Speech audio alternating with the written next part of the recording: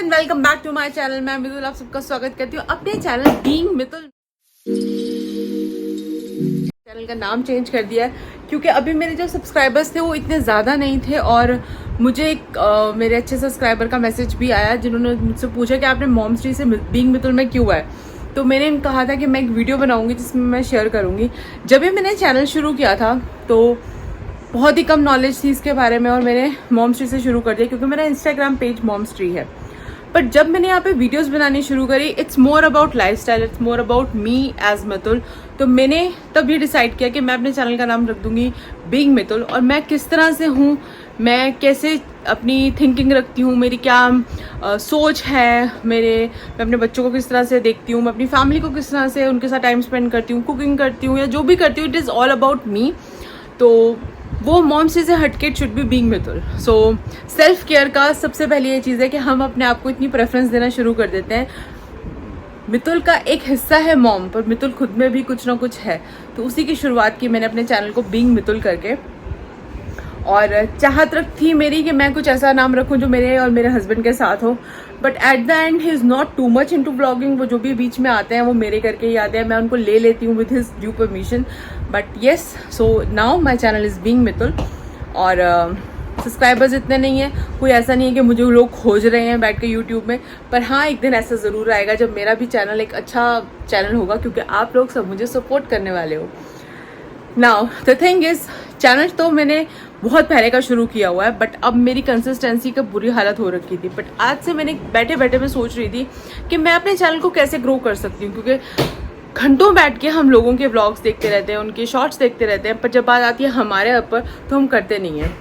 और हम देखते रहते हैं वो कितना अच्छा कर रहे हैं, कितनी अच्छी ग्रोथ है उनकी, कितने सब्सक्राइबर्स हो गए उनके with due span of time. At then मैंने सोचा क्यों ऐसा क्यों होता है। मुझे उनका नहीं पता, मुझे अपना पता है जिसकी वजह से मैं वीडियोस नहीं बना पाती। वो क्या होता है, पहले कमरा सेट कर लो, खुद को सुंदर बना लो, मेकअप कर लो और फिर हम बनाते हैं, तो वो व्लॉग नहीं कर पाएंगे। मुझे ऐसा लगता है व्लॉग करने के लिए आप जैसे हो ना, अनफिल्टर्ड आपको शुरू कर देना है। तो यस, आज वो ही एक अटेम्प्ट थी। मैंने कुछ एक्स्ट्रा नहीं किया, मैं ऐसे ही घर में घूम रही थी और मैंने ऐसे ही कैमरा उठाया और अपनी व्लॉगिंग करनी शुरू कर दी क्योंकि यही एक तरीका है मैं ताकि डेली व्लॉग्स बना सकूं, अपनी कंसिस्टेंसी को मेंटेन कर सकूं। शेयर करने के लिए तो ये है कि हमारा के एग्जाम्स चल रहे हैं, वो गई हुई है स्कूल और स्कूल में बस वो आने वाली है, अभी 1:30 हो चुके हैं। तो she will be here somewhere around 40 minutes में वो मेरे पास आ जाएगी। उसका हिंदी का एग्जाम था और हिंदी पढ़ाना इज सच अ टास्क और सिलेबस इतना ज़्यादा था। She is in 5th। तो मैंने क्या किया हुआ, एक बोर्ड बनाया हुआ है, मैं आपको दिखाती हूँ। तो इस तरह से मैंने इस चीज़ को कैसे रखा हुआ है कि यहाँ पर तो इनका सारा सिलेबस आ गया हमारा का, ये और ये इसकी डेट शीट आ गई। तो अब सिर्फ एक चीज़ रह गई है, बाकी सब हो चुका है। उसमें से सबसे ज़्यादा जो परेशान करने वाला है ना वो ये था जो निकल चुका है।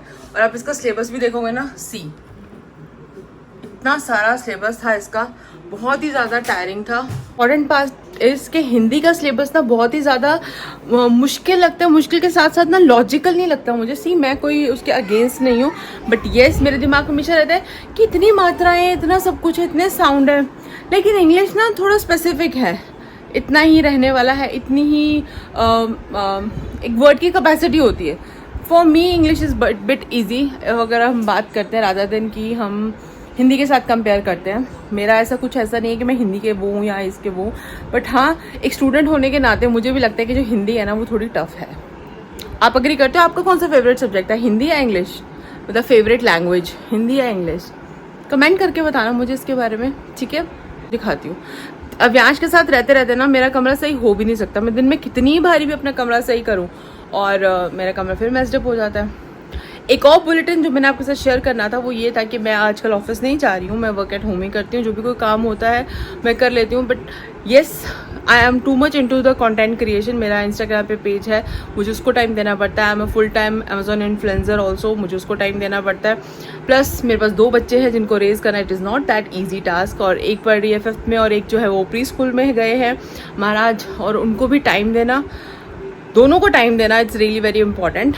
अमायरा की ऑल्दो मैंने ट्यूशन घर में लगाई हुई है, होम ट्यूटर है, वो घर में आती हैं, वो बताती हैं, but still she needs me. So I have decided कि मैं ऑफिस नहीं जाऊंगी क्योंकि ऑफिस जाना सुबह, मैं अगर सुबह से अपना निकलूंगी और शाम को मैं अगर 5-6 बजे भी घर आ जाऊँ तो मैं उतना टाइम अमायरा को नहीं दे पा रही थी। एंड somehow उसकी बातों में समझ आ गया था that she needs me at home, so I have decided with सोईजी's support कि मैं ऑफिस नहीं जाऊँगी, although ऑफिस हमारा अपना ही है, but still yes, my priority is my kids, so I am taking care of. Amayra के ड्राइवर का कॉल आ गया था कि अमायरा आने वाली है, तो मैंने सोचा आपको ये भी शूट दिखाती हूँ कि अमायरा कैसे आती है, I mean किस तरह से मैं उसका अमायरा का वेट करती हूँ. तो मेरा डेली रूटीन है and we are waiting for her. मौसम काफ़ी अच्छा है, दिखने में अच्छा लग रहा है. यू कैन सी मेरे घर के सामने ही पार्क है, आपने मेरी वीडियोस में देखा होगा. और पर बहुत गर्मी है यार, रियली वेरी हॉट. कैमरे का एंगल थोड़ा सा ठीक कर देती हूँ. So yes, I am waiting for my little daughter. आ गई वो, क्योंकि जो उसकी वैन वाले भैया हैं वो बहुत शोर मचाते हैं. ये आ गई अमायरा की वैन, और देख सकते हो.